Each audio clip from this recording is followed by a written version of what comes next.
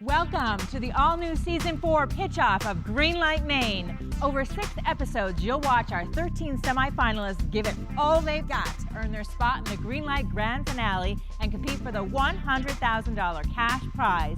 Now, let's meet our panel of judges. CJ Canay, MBA, President Canay Consulting. Dmitry Markovich, Assistant Professor of Marketing at the Business School of the University of Maine, Orono. Deb Newman, President of the Bangor Regional Chamber of Commerce. Skip Bates, Senior Vice President of Main Street Banking for Bangor Savings Bank.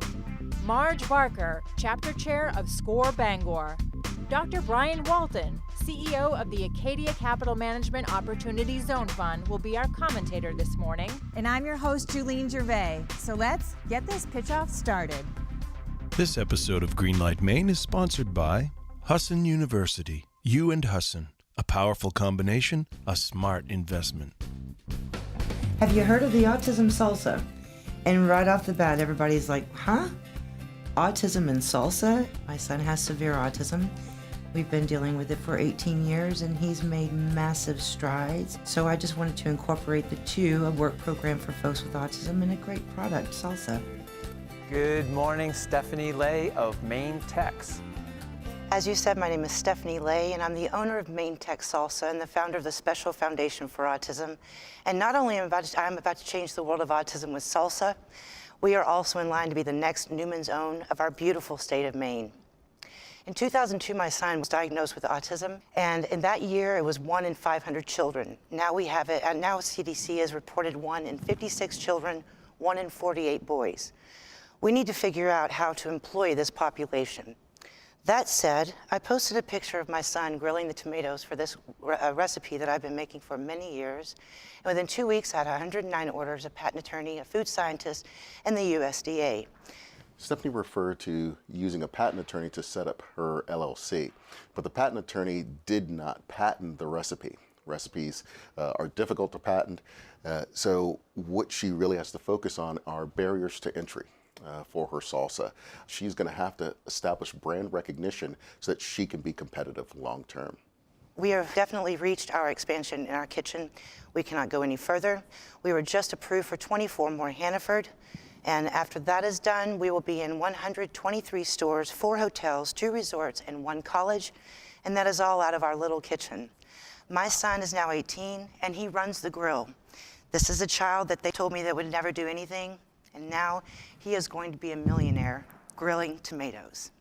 Making it out of your home has got to be a big challenge, and so it's all consuming.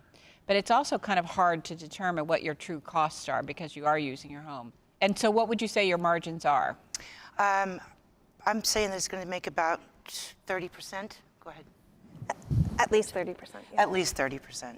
This is Natalie. She's the president of the Special Foundation for Autism. Natalie, thank you for coming. Thank you for joining us. Thank you. So you think that your margins or your profitability is 30%? Minimum of 30% growth of production over last year. So okay, so that's great. And that's before she factored in the 24 new stores. Which we go into in November, so that's going to change that game. Are you staying in your kitchen, or do you have plans to expand? We are actually working with the town of Wyndham to solidify a commercial kitchen, and literally 1.6 miles down the road is a piece of land that we are going to utilize to put 200 feet greenhouses so that the lower functioning could be gardening all day because it's therapeutic. And then we will be able to say everything is locally grown right here within a 2-mile period, a piece of each other. So you plan to actually grow your ingredients as well as manufacture them while employing the autistic population. Absolutely. We want 80% of our employees to be on the, to have autism. Terrific. How many employees do you have today? Myself and my son. Just the 2 of you, and you're doing all of that production? Yes, sir. That's amazing. Autism has prepared me for more than I ever really imagined. This is a wonderful story. That said, there's a lot of salsa on the market. There is roasted salsa, but there is no grilled salsa on the market whatsoever. We are the only grilled salsa anywhere out there. How much do you sell a jar for, and how much does it cost you to make a jar? I sell a jar for $4.25 to Hannaford, and it cost me, I now have the cost down to about $2.23 per jar. How much fun is it to take your son into Hannaford and see his product on the shelf. I can't even imagine what that must feel like for you. It's the most beautiful thing I've ever seen. They told me he would never do anything, and like I said, now he's a business owner. He runs this company with me. He does every single aspect of this job except for the jarring because it's too hot, and the paperwork. That's it. Everything else, he signs DSDs, he sends them off to corporate. You know, he shakes the hands and gives eye contact to all the managers, and we've been very lucky to work with Hannaford, thank goodness. Thank you for joining us today. Thank you very much, judges. So what do we think? Well, I'd like to start by tasting it. Okay. I'm going for the hot. So I can give you what my first instinct is. I have tried the product, and I think the product's great. To be honest, I think I'm a little concerned about the business acumen. I think that the program and the focus of the program is tremendous. Yeah. And so perhaps maybe a business manager or somebody of that skill level might be helpful to help establish what the cost of the actual each jar is, and making sure what their margins are and what the profitability is, because I really would like to see her stay in business for a long period of time. Yes, I think she's got a great story, a great cause. I love that this answered a demand, that it came, organically grown, if you will. And I like her ideas. Her goal really is to be more of an advocate and a champion for the employability of folks who suffer with autism and on the spectrum. And so I'm thinking that perhaps a way to go is to put that forward rather than the product. And I know she said that there's not any more on the market, but I did a quick search and there is. Okay, but I'm sorry, this is really good. I mean, it is. It's a great really product. Good salsa. But it's a saturated market. It's a great product. There's a lot on the market, yes, but this is a really good product. And one of the things that this state is really struggling with, bigger picture, is workforce. Yeah. And we need everybody who can work, working. Yeah. And she is targeting a population Yeah. that has the potential to work if given the right opportunity. And I love that. I think that is good. To your point earlier, but I think there that is a should probably story be that goes front and behind the center. salsa, but a story is not going to sell salsa. The salsa is going to sell the salsa because this is good stuff. Well, actually both. I think both will sell salsa. It will Just help, because the for market sure. is so saturated, having a great product is almost like the price of admission. It's the bar. Yeah. But the story, that's what will keep it moving. And I think that's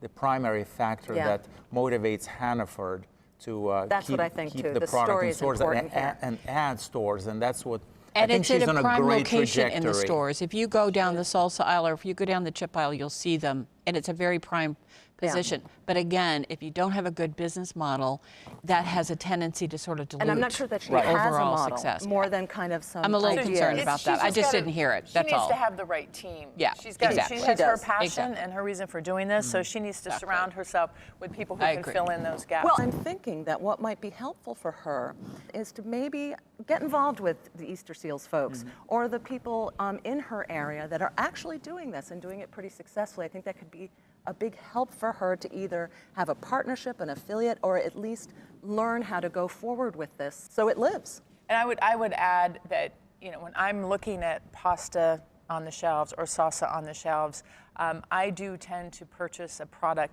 that because I know it's doing some good.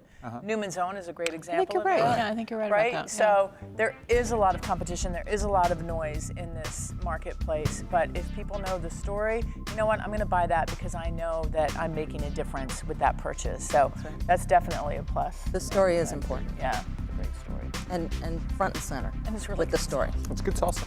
Yeah. Let's have some more. All right. The small community here at Husson, the small class sizes, the friendly people, professors and faculty, Husson's the place to be. Big hearts here, a lot of passion goes into the school, not only the students but the faculty. I was gonna come here and play football, but then finding out about all the other stuff that they have, it kind of like opened up my eyes a little bit. My dad always told me, you always want to go someplace where you're liked, and I feel like Husson brought that to me. Reaching new customers online is hard. You've tried Facebook, Google Ads, email. You even built a website 10 years ago. You're way too busy to focus on digital marketing, and you're not getting results. At Dream Local Digital, that's what we do. We've helped businesses nationwide grow with online marketing. We're the experts. Let us help you.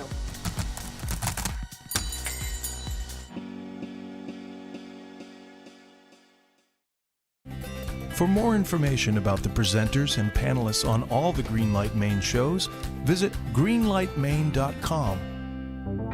Transcapsule essentially works as a time capsule, so it provides people a platform to upload photos, videos, audio clips, as well as record body measurements, track mood changes, and write journal entries.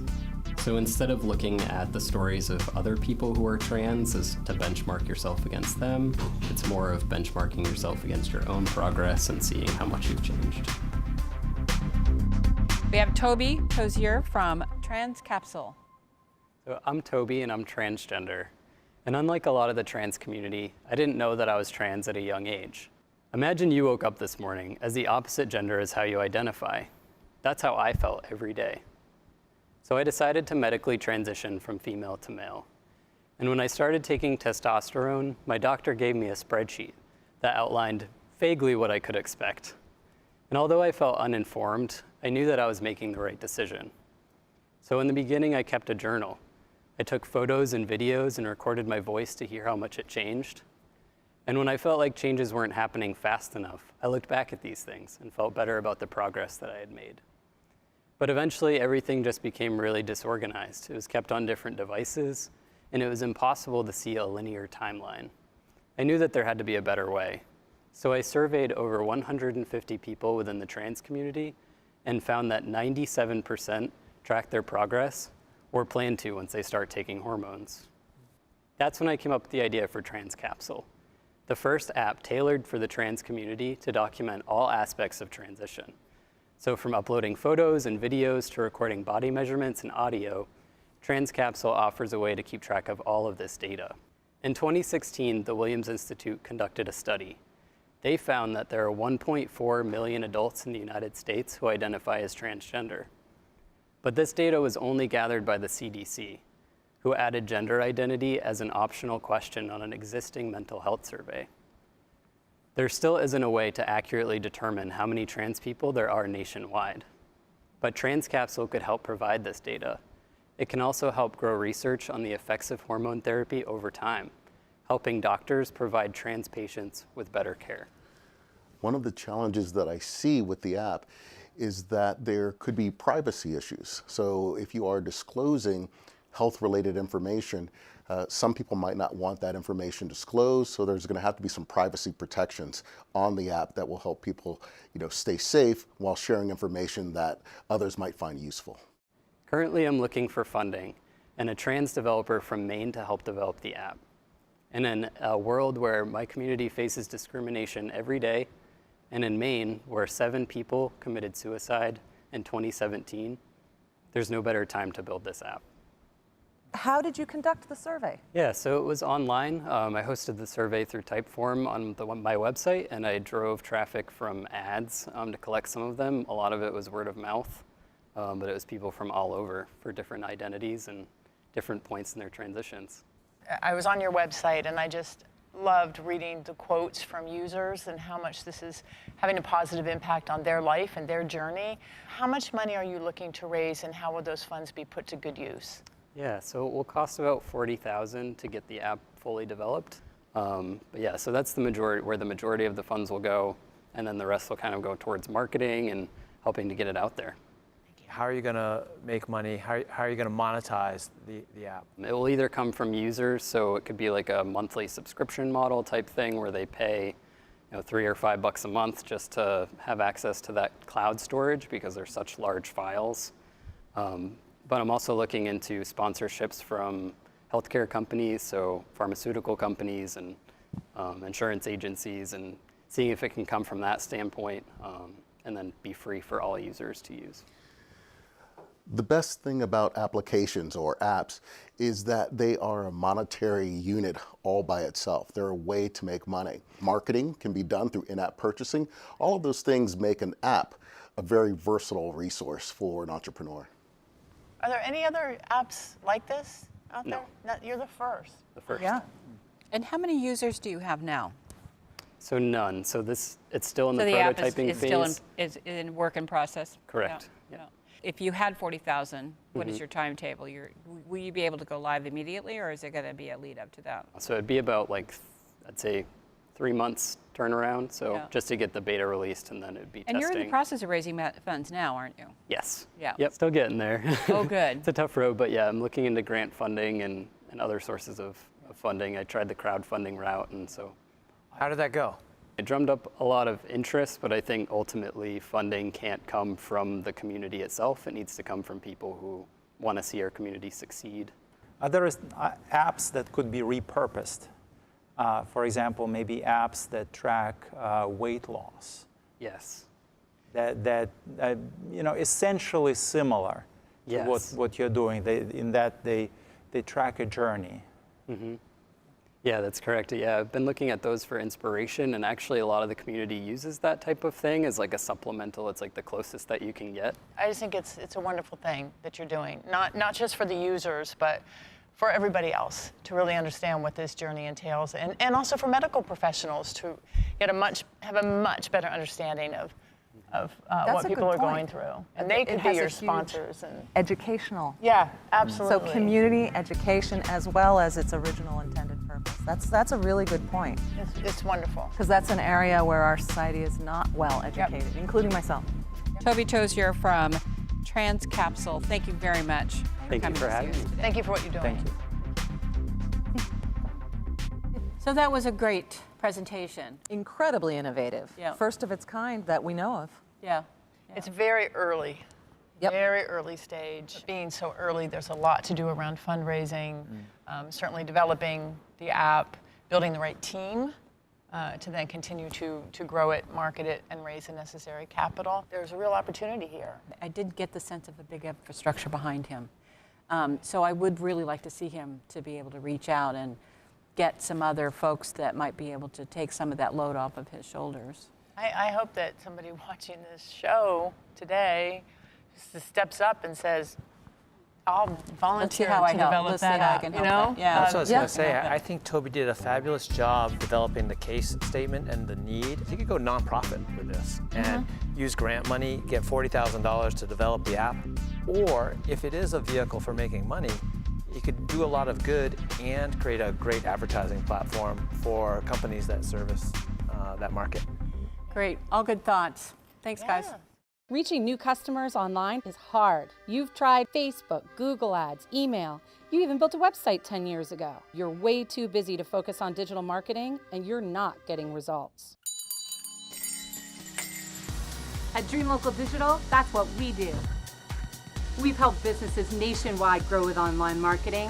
We're the experts. Let us help you.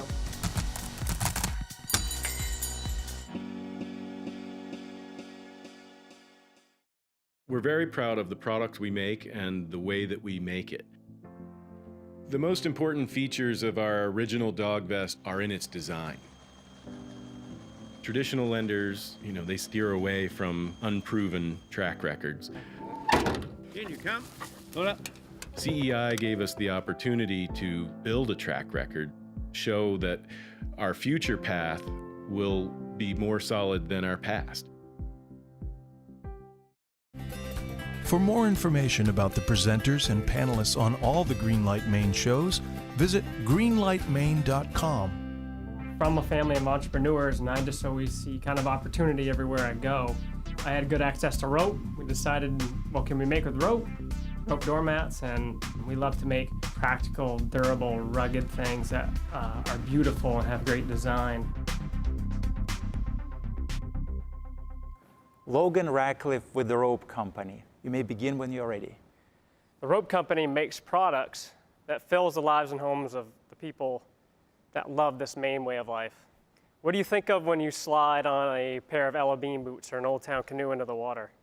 This product is rugged, it's practical, it's durable, it's beautiful, it's going to last a long time and do its job well. Those are the benefits we put into each product that we make and sell. We are a manufacturing company that is design-oriented, and we specialize in customer service and only making the highest quality stuff. We attend international trade shows every year at both New York and Atlanta. We find that people love our simple but sophisticated look, not only here on the East Coast, but also West Coast and all over the world. Last year, we were a $450,000 company. We're on track for close to $1 million this year. We currently have 350 active accounts. We're currently selling in Japan, Australia, Europe, and Canada. We were presented with an opportunity last year to make these placemats that you see in front of you. The industry that these are made in is old, and the machines to make them are old and simple, but the process we developed to make them is new and unique and revolutionary. I don't believe there's another placemat in the world that is exactly like these. Yeah. We can make these for great margins, very efficiently. I believe it can launch us into a whole nother hemisphere. And we would use the money to buy the equipment that would jumpstart this, kind of launch us into 3 or 4 years down the road. And I believe with that, we could be a $10 million company in less than 5 years. How do your products differentiate from your competition? Right, so we're design oriented. So this simple, sophisticated look, you'll see we have more of a neutral palette. We want to be like maybe the Starbucks, for lack of a better term, of this industry and be trendsetters more than trend followers. Is your rope new? Are you manufacturing the rope? Yeah. Where does the rope come rope from? is actually made in our family right here in Maine. Oh, wow. Yeah. I love how you talked about what it means to be from Maine and the idea of being rugged and having a great design aesthetic, being beautiful. A friend of mine at Maine Boats, Homes and Harbors coined a phrase, tradition shapes innovation. So I love how you've gone from mats to placemats. Can you tell us a little bit more about that innovation process, and do you have other products in mind? Yes, we do have other products in mind. I mean, this is a machine, these are all handmade right now, so we want to keep our hand in the handmade and mechanize whatever we can. But there's seemingly unlimited things we can do with this one machine alone. And obviously runners, coasters, things like that are no problem. We want to keep things traditional, heritage, timeless pieces. What Logan is really looking for here is recurring revenue. He's looking for repeat customers. Someone who has a lifestyle, they get a couple of things here, they want to decorate their house or their vacation home or their camp. So he's trying to focus on people who will stay with him long term. How many employees do you currently have? We have 2 people on staff in the office and then me. I want to say there's 10 part-time to full-time people making products by hand. I'm still not clear on how you differentiate this from the other, lobster rope products in the market. Like, why should I buy that rug and not the lobster company rug? The quality. It's all about the quality. But the quality, what is it about your product that is better quality? I wish I had the other ones next to it. I could show you. We put UV protection so the sun won't destroy them nearly as fast as others. We keep the mats nice and square. The double weave is a much prettier mat, we think. The color and the flexibility, nobody can compete with.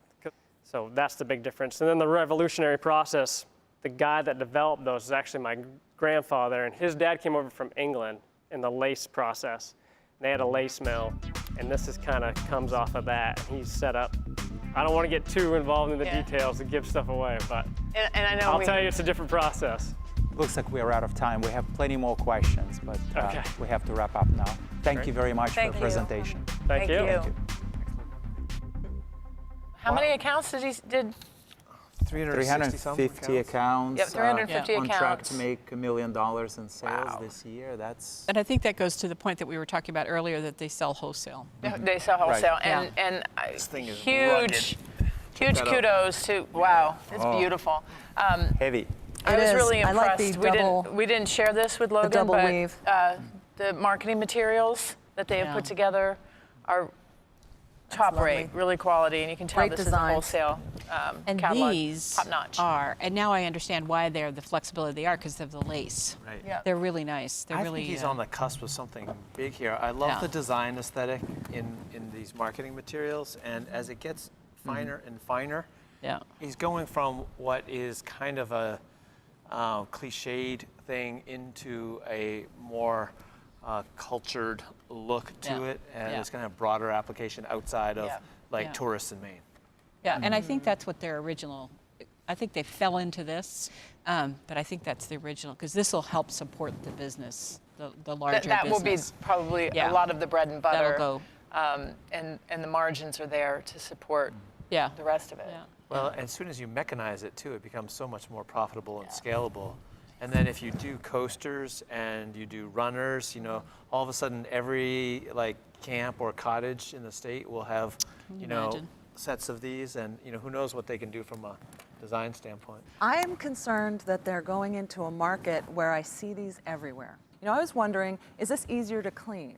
Is this more rugged? Is it fade resistant? So then he said, yes, we do the UV. Now I know that's a differentiator because I happen to own some of these rugs by a competitor, and mine are fading. That's just a pitch issue. You know, he just needs to get on 3 fingers. Yes, these are more durable. They retain their color, shape, and also they're easier to clean than any other thing out there. End of statement. If that's true. If that's true. Right. So We don't I know had the it's true. opportunity to hear his pitch before, and if you look at, for example, if you look at that mat that's sitting there on the table, and you can see where it's been double woven. Yes. That's one uniqueness to their product. That's what makes them so heavy, and it does make them so durable. So it's almost like one extensive long piece of material. And then there's a finishing that they do, hand finishing that they do on the sides to keep the loops together. I have heard his pitch before, and he does go into that. So for 'Cause I me, think that that's would be a big- that would be the difference between the two. Other products, I won't say similar, in the same category are much more of a sort of a nautical theme, a Maine theme, where I could see this in a modern office building in New York City or a loft in San Francisco. He did, though, say that their goal was to be the Starbucks of this genre. This is a venti. Well, it means you Grande. pay a lot more. That's Oh, is that what he meant? No, I don't know. No, but seriously. I think really what he was trying to say, he wants to position his company at the top. That their product is superior in every way, shape, and form. And I think too, when you talk about sort of the Starbucks market, it's a particular type of consumer who's looking for a type of product and an experience. And again, that really. That's a good point, Deb. Yeah, but the question is, he who was are talking they? about experience. That's consumer. Great conversation. It is, yeah. Good one. The small community here at Husson, the small class sizes, the friendly people, professors, and faculty, Husson's the place to be. Big hearts here. A lot of passion goes into the school, not only the students, but the faculty. I was gonna come here and play football, but then finding out about all the other stuff that they have, it kind of like opened up my eyes a little bit. My dad always told me, you always want to go someplace where you're liked, and I feel like Husson brought that to me. After intense deliberation, our judges have tabulated their individual scores, and today's competitors are still in the running to make the final 3. This means they may compete for the $100,000 in cash. Join us next week to see more inspiring Maine entrepreneurs. Greenlight Maine would not be possible without the support of all of our corporate sponsors. Thank you. Greenlight Maine has been a paid-for presentation by the Portland Media Group.